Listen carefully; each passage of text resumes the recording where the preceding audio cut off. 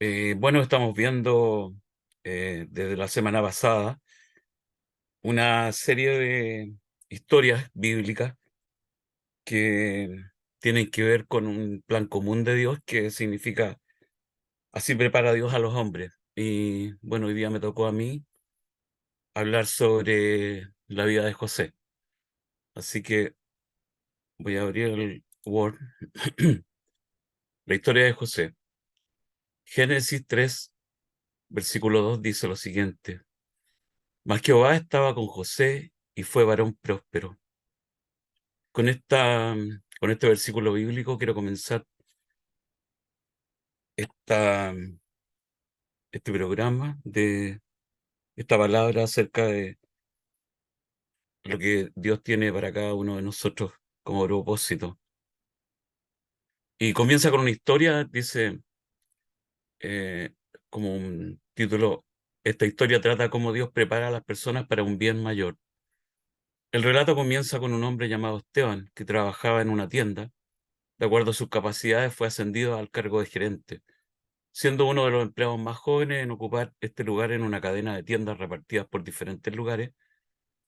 Sin embargo, la presión de parte de personas que disputaban el poder dentro de la empresa hizo que él fracasara y fue desvinculado de su trabajo. Esteban, después de mucho tiempo y de andar de trabajo en trabajo, aún no se recuperaba de su desvinculación donde se sintió exitoso. Él trataba en estos tiempos difíciles de tomar su vida con optimismo, aunque no era fácil mantenerse de buen ánimo, pero se consolaba diciendo, después de todo soy cristiano, y se supone que los cristianos confían en Dios y perseveran. Finalmente la presión en su vida se hizo tan intensa que no pudo soportar más la situación. Su confianza se derrumbó y se sintió fracasado. Siendo casado, le confesó a su esposa lo siguiente, nunca me he sentido más lejos de Dios, siento que Él me abandonó. Y otras palabras del autor dice, todos podemos identificarnos con esta verdad. Sé que así para algunos, puede ser para algunos. En lo personal, relata el autor, trabajé durante 7 incansables años para sobrevivir en los negocios. Pueden haber muchas cosas más que puedan estar afectando nuestra vida. Un matrimonio difícil, o te sientes atascado en un trabajo que no te lleva a ninguna parte. Tal vez estás viviendo una situación incómoda, donde han pasado los años y ya no hablas con alguno de tus familiares, o te da vergüenza volver a contactarte con ellos. O tal vez estás sufriendo de alguna enfermedad, o por qué no, estás lidiando con algún vicio, el cual no puedes dejar. Y además de esto, horas y horas, y pareciera que no hay ninguna respuesta de parte de Dios para tus aflicciones. En un momento así, ¿quién no ha pensado qué pasa aquí? Dios pareciera no escuchar, pareciera estar jugando con mi vida. Nada es más doloroso que pensar que Dios nos ha abandonado. Y hagámonos la siguiente pregunta con honestidad. ¿Crees que Dios está actuando hoy fielmente en tu vida, guiándote, formándote y rehaciéndote en hombre más completo para su gloria? Es difícil pensar de una manera optimista cuando las cosas realmente se han puesto complicadas. Déjame decirte, hermano, que Dios tiene buenas noticias para todos nosotros. Y este es el segundo principio de esta serie de capítulos llamado Así prepara Dios al hombre para un bien mayor. Y aquí un eslogan para ser tomado en cuenta. Dios nos prepara usando incluso las circunstancias más duras de nuestra vida para ser mejores. La historia bíblica de José ilustra muy bien cómo funciona este principio. Todos hemos leído o escuchado el relato de la vida de José, que se encuentra en el libro de Génesis capítulo 37. Aquí podemos aprender con esta gran verdad. Le permitió a José superar sus sentimientos de abandono y salir fortalecido. José encontró el sentido de su vida en los momentos más difíciles que le tocó vivir y supo darse cuenta que Dios tenía para él un plan redentor. Creo que en esta historia podremos encontrar un mensaje esperanzador y liberador para nuestra propia vida. Al igual que el relato del principio con Esteban, subiendo de categoría en su trabajo y alcanzando el éxito, que para él duró poco, vemos también la historia bíblica de la vida de José. También él estaba subiendo deprisa exitosamente. Perdón, pero estoy súper resfriado, me duele la garganta. Eh, Sin embargo, había algo alrededor de lo que a él lo acechaba sin darse cuenta y que detendría el éxito alcanzado como hijo favorito de su padre en medio de muchos hermanos. Vayamos al texto bíblico para ver los acontecimientos más de cerca que rodearon su vida. Esto está en Génesis 37. José es vendido por sus hermanos, dice como título. Jacob se estableció en la tierra de Canaán, donde su padre había residido como extranjero. Esta es la historia de Jacob y su familia cuando José tenía 17 años. Apacentaba el rebaño junto a sus hermanos, los hijos de Bila y de Silpa, que eran concubinas de su padre. El joven José solía informar a su padre de la mala fama que tenían sus hermanos. Israel o Jacob amaba a José más que a sus otros hijos, porque lo había tenido en su vejez.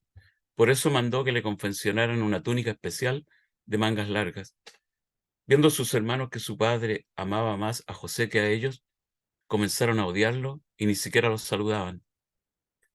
Aquí vemos en estos versículos bíblicos un papá muy consentidor con su hijo y a un hijo que acusa a sus hermanos cada vez que estos hacen algo indebido. Además, este hijo tiene el mejor cariño y la mejor ropa. Sigamos con el texto bíblico. Cierto día José tuvo un sueño y cuando se lo contó a sus hermanos, estos le tuvieron más odio todavía, pues les dijo: préstenme atención, que les voy a contar lo que he soñado. Resulta que estábamos todos nosotros en el campo atando gavillas. De pronto mi gavilla se levantó y quedó erguida, mientras que la de ustedes se juntaban alrededor de la mía y le hicieron reverencias. Sus hermanos replicaron: ¿de veras crees que va a reinar sobre nosotros y que nos va a someter? Y lo odiaron aún más por los sueños que él les contaba. Esta es parte de la vida de José en sus inicios y la vida en familia que llevaba y la relación que tenía con su padre y sus hermanos. Luego sabemos que José fue vendido por sus hermanos a unos mercaderes sin antes tratar de matarlo, pero no pudieron. Estos mercaderes iban camino a Egipto a dejar sus mercancías y vendieron a José a un egipcio llamado Potifar, el cual era un hombre de buen rango social y habiendo visto a José como una gran persona, lo dejó al cuidado de su casa. Entonces podemos ver acá que el escenario para José cambia totalmente. Ahora, después de haber sido apartado de su familia y de su padre, que tanto lo amaba, y de ser vendido como esclavo por sus hermanos, comienza a ser próspero y exitoso, nuevamente lejos de su tierra natal, en un lugar que él no conocía y era extraño para él. Vemos acá que la prosperidad que estaba de parte de José provenía de Dios, como dice el texto en Génesis 39, versículos 2 y 3. Más Jehová vio, más Jehová estaba con José, y fue varón próspero, y estaba en la casa de su amo el egipcio. Y vio su amo que Jehová estaba con él, y que todo lo que él hacía, Jehová lo hacía prosperar en su mano. Pero la vida continuó para José y los problemas no estaban ausentes en su vida. Y es probada su integridad como creyente en Dios de una forma muy particular. La esposa de Potifar lo difamó diciendo que José había intentado violarla, por lo cual José fue puesto en la cárcel injustamente. Y volvemos a ver que las cosas se ponen difíciles para José nuevamente. El éxito se había esfumado rápidamente, ya que ahora está en la cárcel. Podríamos preguntarnos sin conocer el final de esta historia, que esto es una obra de la casualidad o es un plan de Dios para la vida de José. Vemos acá en el relato secular de Esteban, del que hablamos al principio, como gerente de una gran tienda comercial, y la vida de José. Y dos cosas que tienen similitud entre ambas historias es que había aflicción y éxito. José pareciera que está siendo sometido a alguna clase de entrenamiento espiritual, que nos recuerda textos bíblicos acerca de la vida de Jesús, como el texto que menciono a continuación.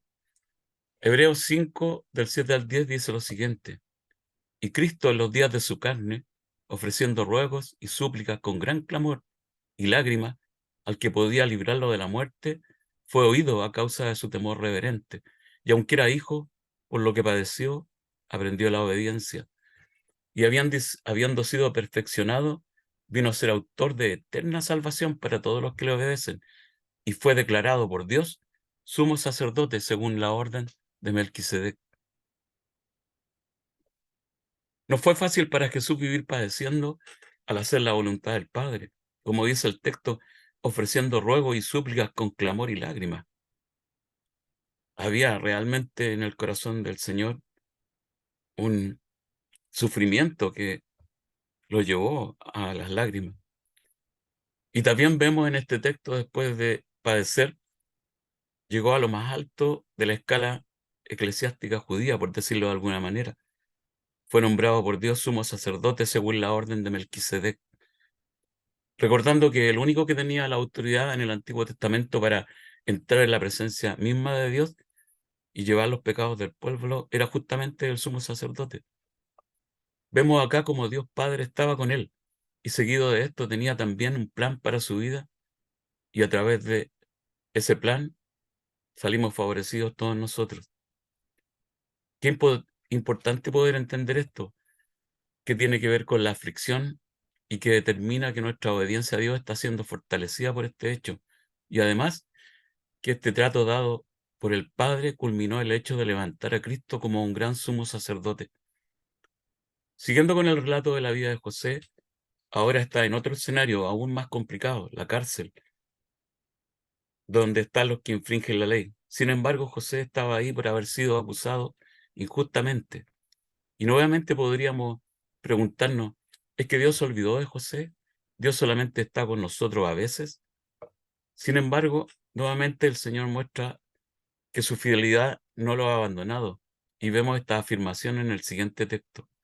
Génesis 39, versículos 21 al 23, dice lo siguiente. Pero Jehová estaba con José y le extendió su misericordia y le dio gracia en los ojos del jefe de la cárcel. Y el jefe de la cárcel entregó en manos de José el cuidado de todos los presos que había en aquella prisión. Todo lo que hacían allí, él lo hacía. No necesitaba atender el jefe de la cárcel cosa alguna de las que estaban al cuidado de José, porque Jehová estaba con José, y lo que él hacía, Jehová lo prosperaba.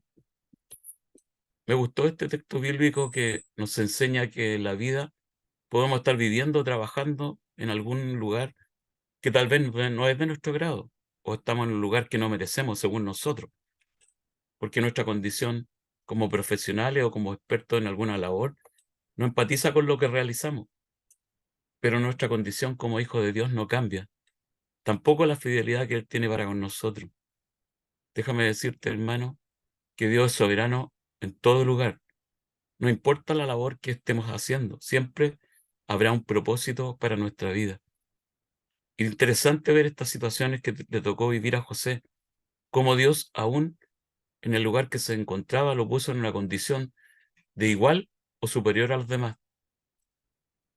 Más adelante, y resumiendo un poco esta historia, vemos que José conoce a dos personajes dentro de la cárcel y que estaban ahí por orden del rey. Una de oficio copero y el otro de panadero. Y ambos tuvieron un sueño, un tanto simbólico. Dice la Biblia lo siguiente. Y ambos, el copero y el panadero del rey de Egipto, que estaban arrestados en prisión, tuvieron un sueño. Cada uno su propio sueño una misma noche, cada uno con su propio significado. Entonces ellos le contaron su sueño a José, el cual tenía un don para interpretar los sueños dado por Dios, obviamente. Y él le interpretó los sueños. El copero fue restituido a su trabajo y el panadero fue decapitado por orden del faraón. Pasó el tiempo y un día el faraón tuvo un par de sueños. En el primero veía aparecer 7 vacas gordas y 7 vacas flacas, y las 7 vacas flacas devoraban a las vacas gordas. Y en el segundo sueño veía un manojo de espigas salido de un solo tallo, muy hermosas, y un manojo de espigas menudas y abatidas por el viento solano, que devoraban a las espigas hermosas. Y el faraón, cuando despertó, mandó a llamar a todos los adivinos y sabios de su corte para que pudiesen interpretar estos sueños, pero estos no pudieron. Fue cuando el copero del faraón se acordó de José y su don, y se lo comunicó al faraón. Entonces, éste mandó llamar a José, que estaba en la cárcel. Ahora José está en el palacio, frente al faraón, afeitado y con vestiduras nuevas. Y lo que tiene que decir José acerca de los sueños es algo muy importante y trascendente para el país de Egipto. Dijo José al faraón: vendrán 7 años de abundancia y 7 años de hambruna. Esta hambruna será en toda la tierra y será mucho mayor que la abundancia. Por tanto, provéase ahora Faraón de un varón prudente y sabio, y póngalo sobre la tierra de Egipto.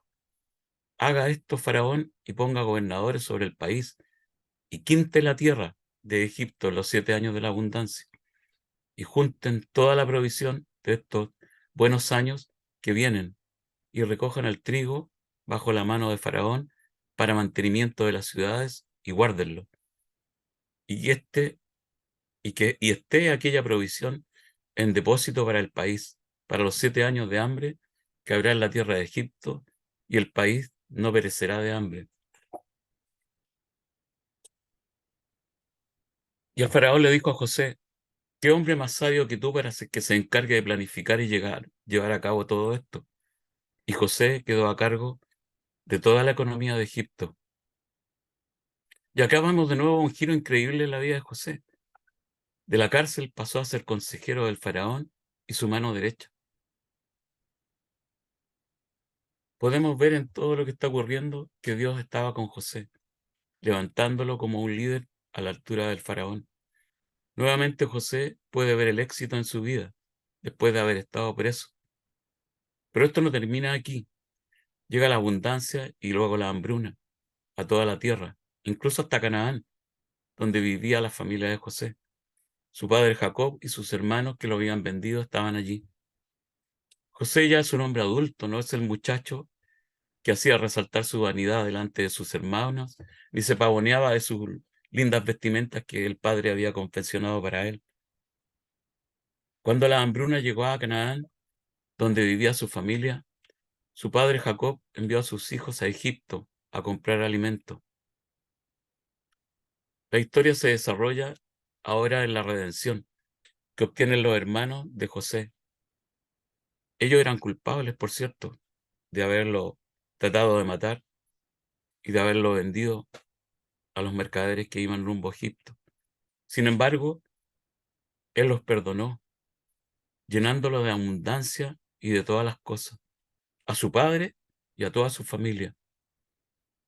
Vemos en este propósito, en la vida de José, claramente un plan divino que se hace evidente cuando la hambruna golpea la tierra. El pueblo de Dios está seguro y a salvo, como dice el texto bíblico resumiendo esto mismo que ha acontecido en Génesis 45:5. Entonces dijo José a sus hermanos: acercaos a mí. Y ellos se acercaron. Y él les dijo: yo soy José, vuestro hermano, el que vendiste para Egipto. Ahora pues, no os entristezcáis, ni os pese haberme vendido acá, porque para preservación de vida me envió Dios delante de vosotros. Esto resulta ser increíble, todo lo que ha pasado hasta ahora para llegar a un fin mejor. Como dice José, para preservar la vida de su pueblo.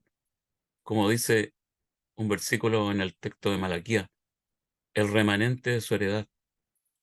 Sigamos con el texto y lo que José está diciendo.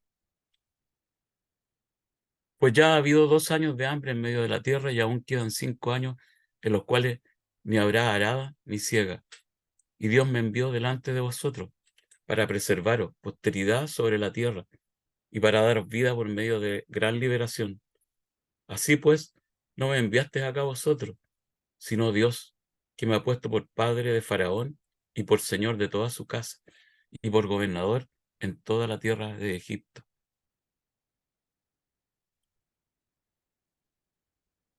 Para terminar, en muchas ocasiones en nuestra vida cristiana los acontecimientos parecieran ser muy difíciles y fatigantes, y creemos que nuestras dificultades tienen que ver con nuestra vida y con nuestros errores. Pero cierto que si hacemos lo malo, no cosecharemos lo mejor, pero también están las eventualidades que nos toca vivir, cosas que en muchas ocasiones no están en nuestros planes, pero sí en los planes de Dios. Ejemplo, una enfermedad, la pérdida de un ser querido, un despido injustificado, y podríamos nombrar muchas más situaciones que a veces nos afligen y que parecieran desgastar nuestra confianza en Dios. Por lo cual debemos, hermanos, tomar estas enseñanzas bíblicas y mirar que Dios tiene un propósito para cada situación que nos toque vivir. Podríamos poner en paralelo muchos más versículos bíblicos que concuerdan con la historia de José, pero creo que debemos rescatar esto, que es muy importante, que Dios tiene un propósito mayor para cada uno de nosotros. Dios puede y tiene el poder para cambiar nuestras maldiciones en bendición y nuestros sueños en realidades. Cada vez que pasemos por tribulaciones o angustia, pensemos que siempre el Señor tiene el control de todas las cosas. Y aun cuando las cosas se pongan extremadamente difíciles, Él no nos abandona. Pareciera que nuestra vida a veces en estos altos y bajos está siendo aprobada también nuestra fe, nuestra fidelidad con Dios y nuestra confianza en lo que hemos creído, que es lo más importante. Así que eso, hermano, quería compartir con ustedes esta noche. Por cierto que este tema es mucho más largo de analizar, pero no quiero tampoco quitarles el tiempo que tienen después de haber llegado a sus trabajos cansados. Así que voy a orar. Padre Celestial, te quiero dar gracias, Señor, por tu bendita palabra, Señor, y por darnos a entender, Dios Todopoderoso, a través de la misma palabra, Señor, que tú tienes siempre un plan, Dios Todopoderoso, para cada uno de nosotros, y que nos llevas, como dice tu palabra, de victoria en victoria, Señor, y que tiene estos propósitos que hay para nuestra vida, Señor, son para que alcancemos el éxito, Señor, tal vez no monetario ni material, pero sí espiritualmente, que es lo que más necesitamos. Gracias, Padre, por este tiempo, Señor, de poder compartir. Y te pido, Dios Todopoderoso, que esta palabra, Señor, haga, Dios Todopoderoso, pueda ser germinada en nuestros corazones, Señor, para que podamos ponerla por obra, Señor, y que ayude a que nuestra confianza y nuestra fe en ti, Señor, esté cada día más firme. Es lo que te pido en el poderoso nombre de tu Hijo Jesucristo, Señor. Amén.